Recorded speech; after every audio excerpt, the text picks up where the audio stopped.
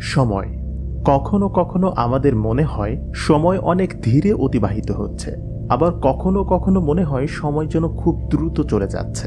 হুট করে আবার এটাও মনে হয় সময় যেন থেমে আছে।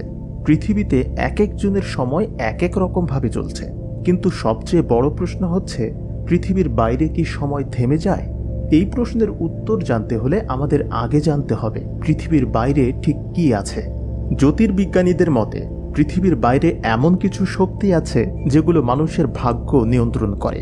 কিন্তু বিজ্ঞানীদের ভাষায় পৃথিবীর বাইরে রয়েছে অনন্ত মহাকাশ। এই মহাকাশে আবার রয়েছে গ্রহ, উপগ্রহ ও লক্ষ লক্ষ নক্ষত্র। বিজ্ঞান আবিষ্কারের সেই সূচনা লগ্ন থেকেই মানুষের মনে মহাকাশকে জানার প্রবল ইচ্ছা। মহাকাশ সম্পর্কে মানুষ যখন জানতে শুরু করলো, তখন তাদের মনে প্রশ্ন আসতে শুরু করলো সময় নিয়ে।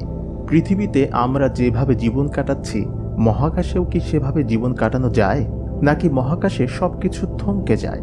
সেখান থেকেই উৎপত্তি হলো মাল্টিভার্স থিওরি। এই থিওরি অনুযায়ী এক এক প্ল্যানেটে সময় এক একভাবে অতিবাহিত হয়। যেমন পৃথিবীর চেয়ে মঙ্গল গ্রহে সময় খুব দ্রুত চলে। বিভিন্ন গ্রহে সময়ের ভিন্নতার কারণে মানুষের বয়সেও ভিন্নতা দেখা যায়। অর্থাৎ পৃথিবীতে কারো বয়স যদি 30 বছর হয়, তাহলে মঙ্গল গ্রহে তার বয়স হবে 15 বছর। পৃথিবীতে 24 ঘন্টায় একদিন অতিবাহিত হলেও জুপিটারে 10 ঘন্টায় একদিন অতিবাহিত হয়। এই বিষয়ে পদার্থবিজ্ঞানী নিউটন এবং জেমস হার্টল একটি থিওরির কথা বলেছিলেন, নো বাউন্ডারিজ থিওরিজ। এই থিওরি অনুযায়ী সময়ের কোনো সীমা নেই। সময় কিছুটা স্পেসের মতো, যার কোনো শেষ নেই। 1905 সাল থেকে এ পর্যন্ত সময় নিয়ে বিজ্ঞানীরা অনেক গবেষণা চালিয়েছেন। বিজ্ঞানী আইনস্টাইন 1905 সালে তার রিলেটিভিটি থিওরিতে সময় সম্পর্কে ধারণা দেন। এই থিওরি অনুযায়ী সময় কখনো নির্দিষ্ট গতিতে চলে না। প্লেস এবং গ্র্যাভিটির কারণে সময় এক এক সময় এক এক গতিতে ছুটে।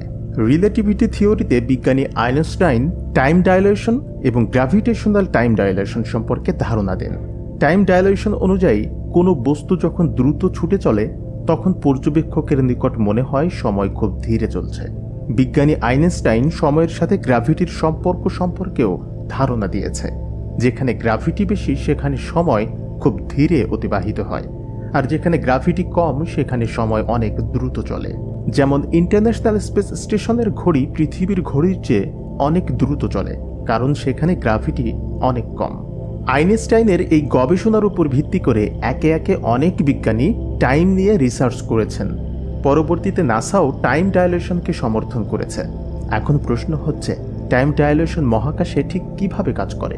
মহাকাশের যদি কোনো স্পেসক্রাফট দ্রুত চলাচল করে, তাহলে সেই এয়ারক্রাফটে থাকা মানুষদের কাছে মনে হবে সময় খুব ধীরে অতিবাহিত হচ্ছে, আর এটার প্রভাব তাদের বয়সের উপরও পড়বে। পৃথিবীতে থাকা মানুষের তুলনায় তাদের বয়স কম হবে। অর্থাৎ 20 বছর কোনো মহাকাশচারী মহাকাশ থেকে যদি পৃথিবীতে ফিরে আসে, তাহলে তার বয়সী মানুষের চেয়ে তার বয়স কম মনে হবে। পৃথিবীর বাইরে সময় কিভাবে অতিবাহিত হয়, এটা আরেকটু ভালোভাবে বুঝতে হলে আমাদের জানতে হবে ব্ল্যাক হোল সম্পর্কে। মহাকাশে এমন এক প্লেস রয়েছে যেখানে গ্র্যাভিটি এতটাই স্ট্রং যে আলোর গতিতে ছুটলেও কোনো কিছু সেটাকে অতিক্রম করতে পারবে না। কিন্তু কেন? ব্ল্যাক হোল তখনই হয় যখন কোনো স্টারের লাইফ স্প্যান তার নিজের গ্র্যাভিটিতেই শেষ হয়ে যায়।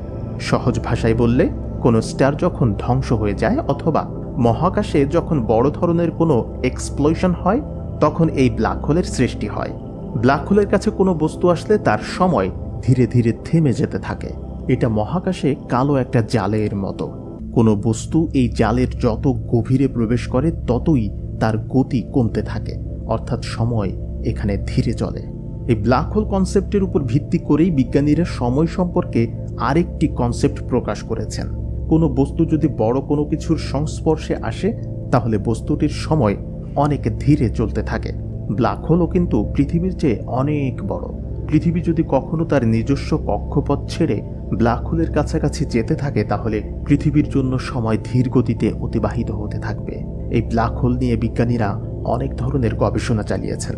বিজ্ঞানী স্টিফেন হকিং 1994 সালে black hole and baby universe নামক একটি বই প্রকাশ করেছেন। এই বইয়ে তিনি টাইম সম্পর্কে ধারণা দিয়েছেন। বিজ্ঞানী আইনস্টাইন সময়ের গতি নিয়ে আরেকটি কনসেপ্ট প্রকাশ করেছেন, ওয়ার্ম হোলের কনসেপ্ট। এই কনসেপ্ট অনুযায়ী ওয়ার্ম হোল স্পেস এবং টাইমের মধ্যে সম্পর্ক স্থাপন করে। অর্থাৎ একটা ব্রিজের মতো কাজ করে। আইনস্টাইনের কনসেপ্ট অনুযায়ী ওয়ার্ম হোলের মধ্য দিয়ে সময় আলোর গতিতে ছুটে চলে, যদিও এই কনসেপ্টের কোনো সত্যতা এখনও প্রমাণিত হয়নি। আর বিজ্ঞানীদের মতে কোনো বস্তু কখনো আলোর গতিতে ছুটে চলতে পারবে না। বিজ্ঞানীদের বিভিন্ন গবেষণা আর থিওরিতে একটা বিষয় বারবার ক্লিয়ার করা হয়েছে, আর সেটা হচ্ছে সময় কখনো থমকে যায় না, হোক সেটা পৃথিবীতে কিংবা পৃথিবীর বাইরে। বৈজ্ঞানিক ভাষায় তো সময়ের থমকে যাওয়া কখনো সম্ভব না, তাহলে মানুষের কেন মনে হয় যে সময় থমকে গেছে? সাইকোলজিস্টের মতে সময় ধীরে চলছে নাকি দ্রুত চলছে, এই সবটাই মানুষের ইমাজিনেশন। অর্থাৎ কেউ যদি মনে করে সময় থেমে আছে, তাহলে এটা শুধুই তার কল্পনা। সময় কিন্তু তার নিজস্ব গতিতে ছুটে চলছে।